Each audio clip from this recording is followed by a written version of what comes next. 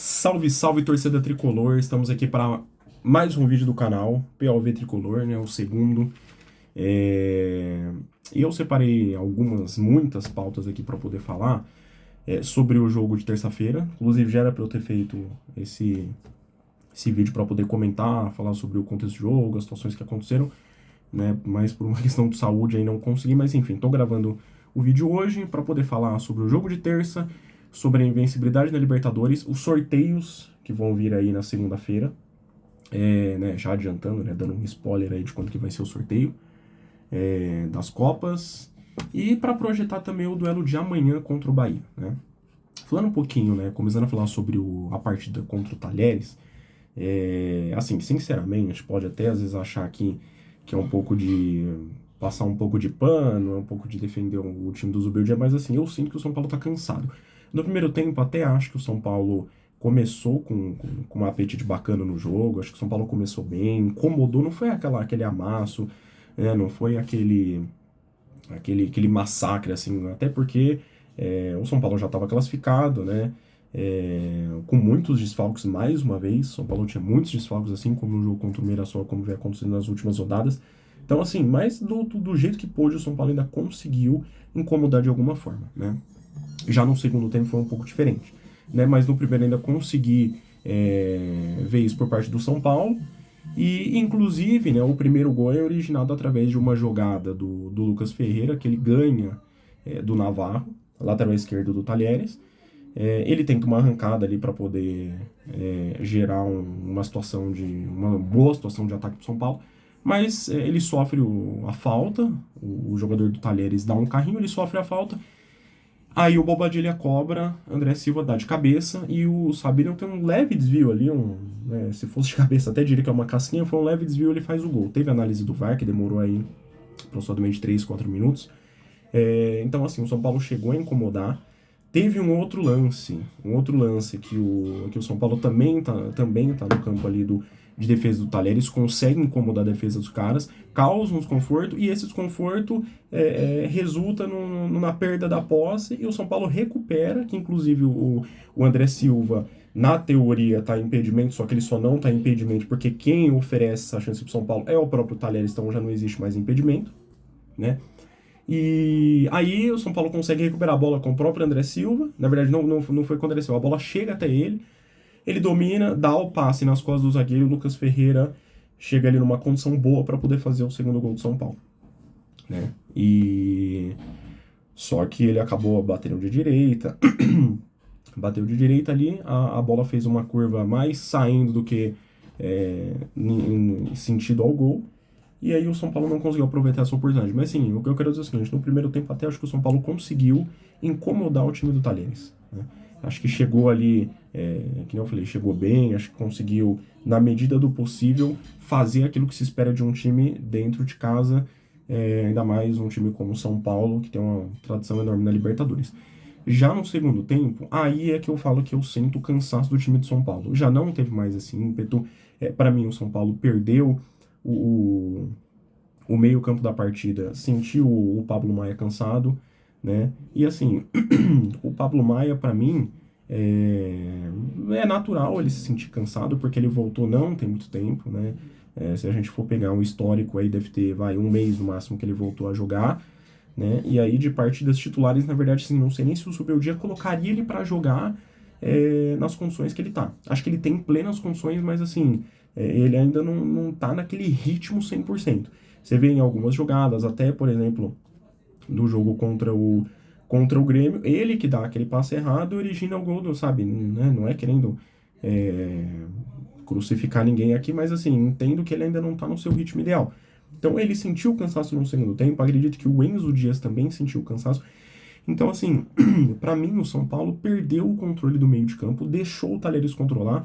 Em alguns momentos da partida, né, até eu ali fazendo comentários com pessoas próximas, eu percebi, assim, que o São Paulo não conseguia nem morder, né? Sabe aquela coisa, assim, do time tá com a posse de bola, no caso o Talheres, né? E o São Paulo, assim, o São Paulo consegue pelo menos, assim, desarmar, o São Paulo consegue incomodar, tocar na bola. Não, o São Paulo não conseguia.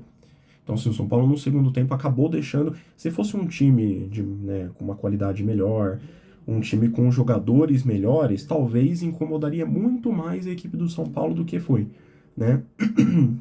Então, assim, acredito que o São Paulo cansou no segundo tempo.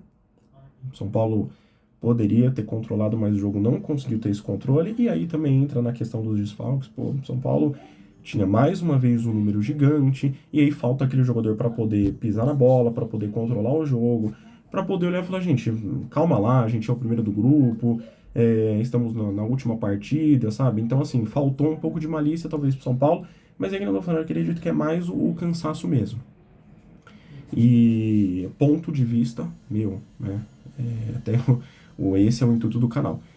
E aí o São Paulo perdeu, é que não eu tô falando, o São Paulo perdeu o controle no segundo tempo. Muitas vezes parecia que o São Paulo tava na roda ali, porque não conseguia tomar a bola, o Talheres rodava, jogava de um lado pro outro, mas sem efetivamente atacar a defesa do São Paulo, né? E o gol do Rafael. Mas uma coisa que, por mais que eles não tivessem, assim, nossa, qualidade, tanto que eles foram o último do grupo, mas por mais que eles não tivessem essa qualidade, que eles não tivessem esse ímpeto ofensivo e tal, eles ainda conseguiram chegar duas vezes. Uma ali na direita, que o Ferraras até tenta desarmar o jogador do Talheres, mas não consegue, e o Rafael faz uma ponte linda para conseguir defender a bola dos caras. E aí depois, logo depois, não passou muito tempo, o Talheres chega ali na intermediária, consegue chutar mais uma vez e o Rafael faz outra defesa. Então, assim, outro jogo que o Rafael foi super importante, fez boas defesas, né, foi seguro no gol do São Paulo, quando a gente precisou dele, ele correspondeu, né, e assim, além disso, né, acho que uma coisa que pesou também foi que o São Paulo fez o gol aos 25, tomou o gol aos 38, e aí é um balde de água gelada pro intervalo, porque daí ao invés de você ir pro intervalo com 1 a 0, você vai com empate, o adversário ganha um pouco mais de confiança, volta melhor, né? E aí o São Paulo, assim, não sei nem se é pelo cansaço, mas geralmente o São Paulo volta sonolento dos intervalos dos jogos. Então, né, essa é uma crítica que eu faço pro time do São Paulo. Mas enfim, eu tô falando, pra mim, pelo menos nesse jogo eu vi que o São Paulo, não, na verdade não esse especificamente, mas acho que o São Paulo vem de uma sequência e até parou com essa pressão e talvez não conseguiu morder muito por causa do cansaço. Só ouvi algumas coisas aqui para poder falar. E então, assim, essa liberdade para o Talheres chutar fora da área, ainda bem que o Rafael estava lá e conseguiu garantir o resultado para São Paulo. O Enzo Dias, para mim, mais uma, assim, não vou falar que, nossa, ele foi exuberante e tal, até porque, para mim, assim, eu não vou criticar a escalação do Zubeldia, porque aquilo, a gente não tá lá no dia a dia, e ele quem escala, ele comanda o time, ele é corresponsável por isso, né? A questão para mim é o seguinte, com base nas escolhas que ele faz, a gente também tem alguns pontos de vista. E aí, quando a gente olha a escalação, ele coloca o Wendel na primeira linha e o Enzo Dias na segunda. Pra mim, eu não vejo problema do cara fazer isso, contanto que dê certo, contanto que eu tenha um lateral ofensivo, um lateral que faça a ultrapassagem, um lateral que tenha profundidade, um lateral que realmente chegue ali na frente e possa incomodar de defesa adversária. Né? E que não seja um Cedric da vida que vai chegar ali, vai voltar, porque não é a característica dele, ele não tem nem idade mais pra ele, já, né? Apesar que, na verdade, não digo nem pela idade que ele tem ali, se não me engano, 33, mas acredito que é mais pela característica. Ele nunca foi esse lateral ofensivo, né? O histórico da carreira dele diz isso. Mas, assim, eu acho que em relação à característica, o Enzo, ele tem muito mais característica defensiva do que ofensiva. O Enzo, ele vai muito bem ali, até o terço final do campo ele vai bem, porque ele desarma, ele é um cara que ele morde, mas assim, na hora de realmente você ter uma construção, de ter uma profundidade, eu não acho que ele faz isso com uma qualidade tão elevada. E aí quando a gente vê isso do Wendel, né, na verdade assim, não no São Paulo, mas quando a gente, né, até pegando ele histórico aí dele no Porto, na seleção brasileira, não é um jogador mais ofensivo, né? Tanto que, por exemplo, quando o São Paulo, em alguns momentos até, teve um jogo no Campeonato Paulista, teve jogo agora esse ano que quando o São Paulo precisava sair mais pro jogo, teve um momento ou outro que ele colocou o Wendel. E é que eu tô falando assim, eu vejo o Wendel uma característica mais ofensiva, e não digo nem só isso. O Wendel, ele não tá numa fase bacana. Ele não teve um início bom, legal no São Paulo. A trajetória dele tá sendo assim contestada porque ele não tá jogando aquilo que ele pode, né? E só que assim, o que eu comento é o seguinte, qual que é a característica dele? A característica dele é mais ofensiva e o momento dele não é tão bom. Então, ao invés de eu colocar ele na defesa, que ele vai ter um risco maior, né, de às vezes fazer uma falta, assim como aconteceu no lance do gol, porque ele fez a falta, mas não tô nem crucificando, mas digo assim, ele tá numa zona mais perigosa, mais que ele tá nesse começo não tão legal, que é um começo negativo da parte dele, pô, por que que eu não coloco ele ali na frente para ele construir ofensivamente?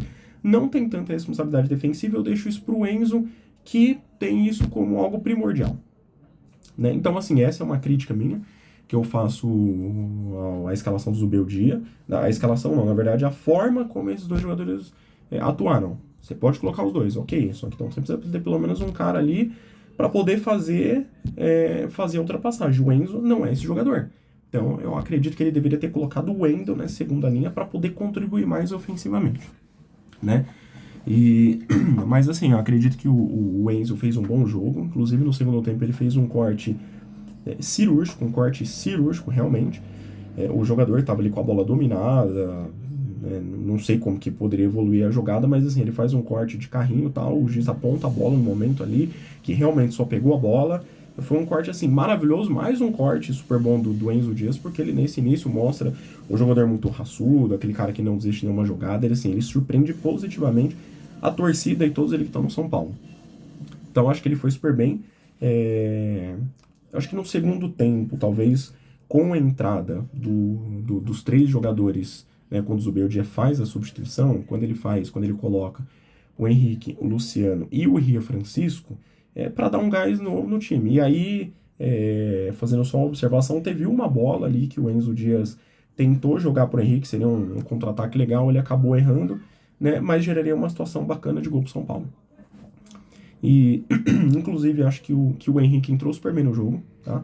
Acho que ele, inclusive, merece mais chance para poder mostrar o potencial, para poder ganhar confiança, e não só isso, para poder dar mais uma opção para o Zubeldia, assim como o Luca fez desde o jogo contra o Libertad. Porque, assim, antes do Luca entrar, ninguém considerava, eu tenho o Luca no banco de reservas. Eu tenho ali, mas assim, eu tenho porque ele tá relacionado. Mas eu chegar no jogo e eu falar, eu tenho o Luca como opção. Hoje eu já falo isso. Porque ele entrou, ele fez o gol contra o Libertad, depois ele jogou bem contra o Grêmio, fez uma fumaça ali no lado esquerdo da defesa dos caras. Então acho que ele foi super bem, né? Depois sofreu a lesão e acabou ficando fora de alguns jogos. Mas assim, quanto mais chance ele der pro Henrique, por exemplo, maior o garoto vai conseguir demonstrar e aquilo, ele vai ganhar mais uma opção. Pô, eu tenho o Henrique. Ah, não tenho o Lucas Ferreira? Quem que você tem além do Lucas Ferreira? Então, assim, eu não tenho o Lucas Ferreira, eu vou ter o Henrique Carmo. Pô, bacana. Então, acho que ele entrou super bem. Teve até uma jogada que ele fez, uma jogada, inclusive, parecida. Acho que é algo que eu não sei se saiu o gol, com certeza seria pontuado. Como não saiu, é algo que passa meio despercebido. Mas foi uma jogada muito parecida com a jogada do Luca no jogo contra o Libertad. Que ele tá na marcação de dois jogadores, ele corta os dois jogadores e consegue bater. Ainda rola uma sorte ali, porque a bola bate no zagueiro e ele consegue... E ele mesmo assim consegue finalizar, mas foi uma jogada bacana que poderia ter feito o gol do São Paulo, né? Mas assim, acho que o São Paulo, com esses três jogadores, conseguiu um gás a mais. O Luciano, para mim, entrou super bem. Fez um golaço, tá? Assim, o Luciano recebe muitas críticas e tal, né? Que muitas vezes eu acho que são justas, porque ele segura muito a bola, porque ele cadencia e às vezes assim, quando é para acelerar ele não acelera, quando às vezes realmente é para cadenciar ele dá um toquezinho de letra, mas assim, nesse jogo ele entrou ligado, sabe? Ele entrou super bem. Então, eu acho que assim, muito mérito do Luciano, porque ele que fez o gol ali, mas também mérito do Zubeldia. E o mérito do Luciano também de entender o jogo, né? De entender que ele poderia contribuir, que ele próximo ao Ria Francisco poderia gerar situações de gol para São Paulo, que foi o que aconteceu, porque ele dá o passe para o Ria Francisco, o zagueiro desarma, depois tem mais um corte da defesa do Talheres e a bola sobra para ele. Então acho que assim, o Luciano entrou bem no jogo, entrou ligado e, cara, fez um golaço que garantiu o primeiro lugar do grupo. Na verdade, o primeiro lugar já estava garantido, entre aspas, porque se tivesse uma diferença de saldo de gols muito difícil de ser tirado, o São Paulo perderia essa primeira colocação, né? Seria bem difícil, mas não vamos dizer que não tem risco. Enfim. Mas acho que, inclusive falando do Luciano, né? O Luciano tem, contra o Talheres, ele tem 3 gols em 4 jogos contra os caras. Então, assim, um histórico bem positivo. O Luciano contra o Talheres vai bem. Lembrando que o São Paulo enfrentou o mesmo Talheres na fase de grupos do ano passado. O São Paulo perdeu o primeiro jogo de 2-1 lá na Argentina. Quem fez gol do São Paulo foi o Luciano. E aí, no jogo aqui no Morumbi, ele faz aquele golaço e garante 2-0 pro São Paulo. Esse ano, né, ele consegue, na verdade, 3 gols, não, né, errei, 2 gols. São 2 gols que ele faz Não, na verdade são 3 mesmo, ele faz... me confundi agora. Ele faz os 3 gols. Ele faz 3 gols. É um na Argentina, um no Morumbi, no jogo aqui no último jogo da fase de grupos, né, assim como esse ano. E agora, no jogo da terça-feira, ele fez mais um. Então, quer dizer, um bom aproveitamento dele contra o time argentino. E aí, eu vou destacar um ponto negativo aqui, que é o árbitro. Eu acho que ele poderia ter encerrado o jogo de uma forma mais rápida. Acho que ele poderia ter sido mais prático. Ele deu 8 minutos de acréscimo. Passou 2 minutos, ele foi encerrar lá com 9:50 alguma coisa. Pô, ele poderia ter encerrado, gerou escanteio pro Talheres. Cara, se sai um gol ali, o São Paulo vai pra cima do árbitro, vai começar a reclamar, o Zubeldia vai reclamar mais ainda do que ele já reclamou, inclusive ele tá suspenso e não vai comandar o time na primeira partida das oitavas da Libertadores. Então, assim, que pra mim é um ponto negativo. Acho que até o São Paulo devia conversar com ele, devia dar uma orientação, porque assim, é o comportamento dele, tá, só que isso prejudica. Inclusive no jogo contra o Mirassol, repórter de campo falou, o Maxi Cubeiras até cobra o time, mas ele é mais calado, não é igual o Zubeldia. Então, como que você acha que o jogador se sente ali na beira do campo, de ter um cara gritando, um cara gesticulando, que sabe que vai brigar, que vai discutir com o juiz, ou o Maxi Cubeiras que vai ter um comportamento mais retraído? Então, assim, faz total diferença. Acho que o São Paulo tinha que ter uma conversa com ele, porque isso afeta muito. O São Paulo não teve ele de muitos jogos, né, pegando aí alguns exemplos marcantes, não teve ele nessa derrota para o Mirassol, não vai ter ele nessa partida de ida das oitavas da Libertadores, não teve ele no jogo do ano passado, jogo de ida da Copa do Brasil contra o Atlético Mineiro, aqui no Morumbi, que o São Paulo perdeu de 1-0 no finalzinho do jogo. Então, assim, são momentos que, né, inclusive o São Paulo não vai ter o Zubeldia amanhã de novo na Fonte Nova. Então, assim, é bem importante esse assunto, acho que o São Paulo, né?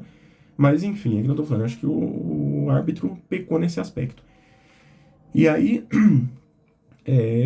para encerrar essa questão do jogo, né, só para poder encerrar essa questão do jogo e do jogo contra o Talheres, na verdade eu ia falar tudo num vídeo só, mas eu vou separar para poder ficar um pouco melhor, a gente dividir mais os temas. E só para poder finalizar, falando de futebol mesmo, do que aconteceu em campo, né, o São Paulo, assim, com essa vitória, garante a segunda melhor classificação geral da Libertadores.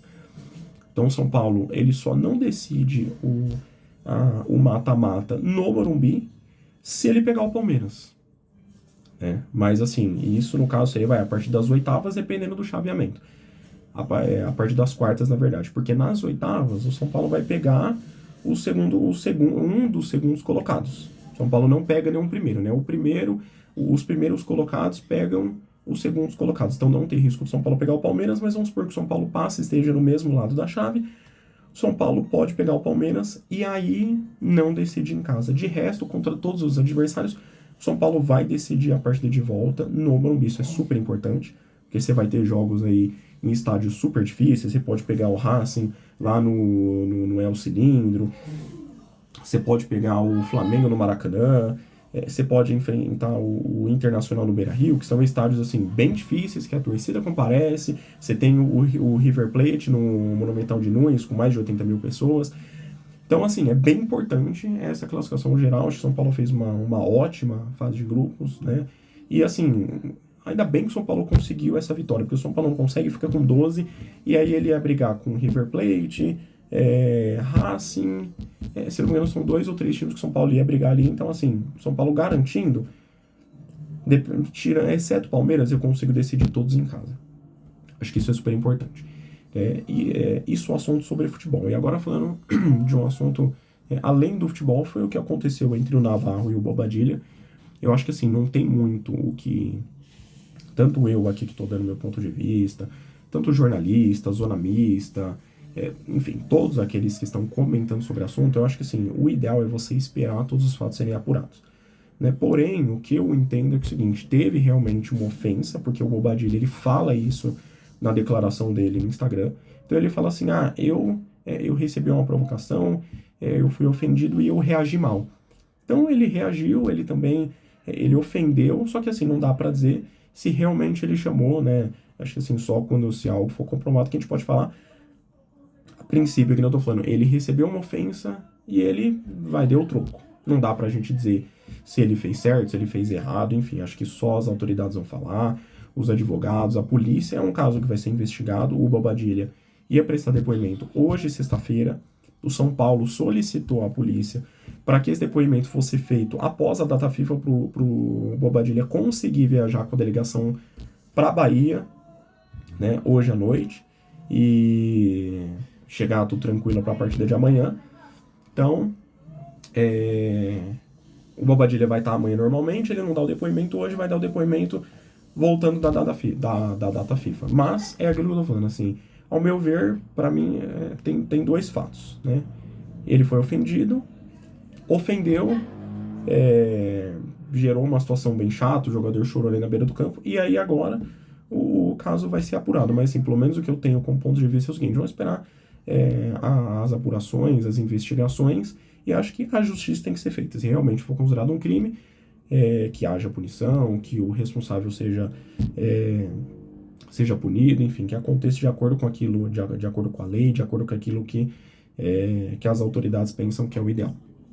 Fechou, galerinha tricolor? Eu vou gravar um outro vídeo, para esse daqui não ficar muito extenso, e aí eu falo, né, sobre os assuntos que eu comentei no início do vídeo, sobre o jogo de amanhã, né, a projeção, sobre os sorteios, eu vou falar sobre tudo isso. Então eu gravo no próximo vídeo, é bom que daí eu tomo até uma aguinha. Fechou, galerinha tricolor? Tamo junto e até o próximo vídeo do canal. Não se esqueça de curtir e se inscrever aqui se você tá assistindo, se você tá gostando, e também dê o seu ponto de vista. Não é só o meu POV tricolor, o seu também. Tamo junto e até a próxima, galerinha.